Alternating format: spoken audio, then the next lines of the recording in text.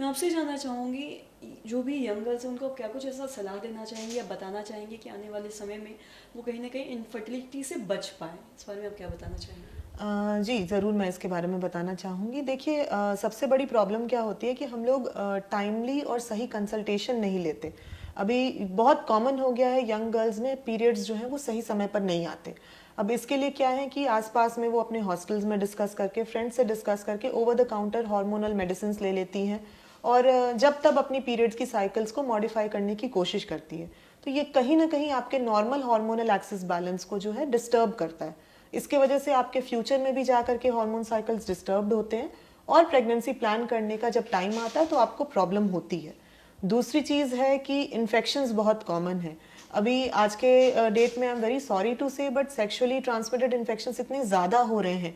Young girls are active sexually इतने young age में हो रही हैं बट उन लोगों को उसको नहीं पता कि कैसे प्रिवेंट करना है। तो ये जो इन्फेक्शंस होते हैं ये हमें कहीं ना कहीं इनफर्टिलिटी का मेजर कॉज मिल रहा है आज के जनरेशन में। इसके अलावा इम्पॉर्टेंट है कि हमारी लाइफस्टाइल सही होनी चाहिए। सबका डाइट इतना ख़राब हो गया है और वो रात रात भर जगना, सोशल मीडिया पर टाइम स्पेंड करना, उसकी वजह से क्या है कि आप एक बैलेंस डाइट नहीं ले रहे, टाइमली अपना जो रूटीन है, जो बायोलॉजिकल क्लॉक है, कहीं ना कहीं उसको डिस्टर्ब कर रहे हैं। जब बायोलॉजिकल क्लॉक हमारा डिस्टर्ब होता है, ऐसा नहीं है कि हम रात में 4 बजे सोएंगे, सुबह 10 बजे उठेंगे, 6 घंटे की नींद तो पूरी हो रही है बट आपका जो ब्रेन में जो वो बायोलॉजिकल क्लॉक सेट है वो डैमेज कर रहे हो आप उसको और आपके हॉर्मोन्स को आप इफेक्ट कर रहे हो। तो लॉन्ग टर्म में ये आपके चीज़ों को कहीं ना कहीं इफेक्ट करके इनफर्टिलिटी में कारण बन सकता है। जी। और साथ ही अगर हम जिन भी महिलाओं को जो भी महिलाएं इनफर्टिलिटी का शिकार हो चुकी हैं या फिर से जूझ रही हैं तो उन तमाम महिलाओं को आप क्या कहना चाहेंगे? और साथ ही साथ इसका क्या कुछ कोई समाधान है, कैसे इससे बच सकते हैं? कुछ ऐसा है कोई समाधान अगर होने के बाद?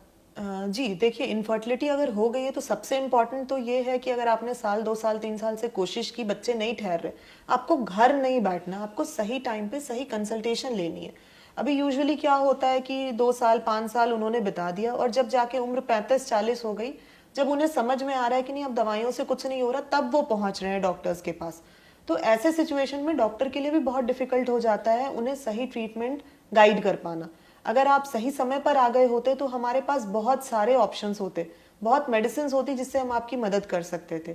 बट आपने गांव घर के डॉक्टरों से दवाइयाँ ली, इधर उधर बहुत डीएनसी कराया, जिसकी वजह से आपका केस जो है वो बिगड़ता चला गया और अब हमारे पास इंटरवेंशन करने के लिए जो है अब आप आए हो जब आपकी केस काफ़ी ख़राब हो चुकी है।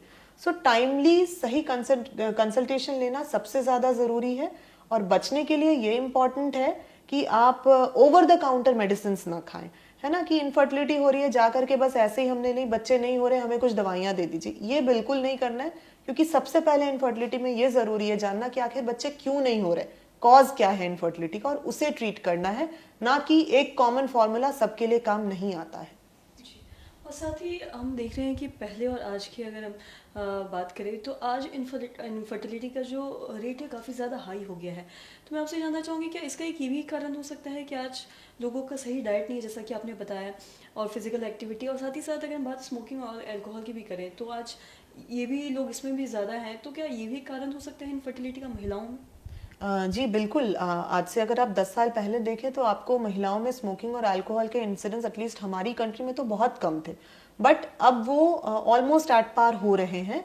And definitely smoking, alcohol, bad lifestyle, bad diet, ये सारी चीज़ें हमारी फर्टिलिटी को इफेक्ट करते हैं, सिर्फ मेल्स को नहीं फीमेल्स को इक्वली इफेक्ट करते हैं। जी।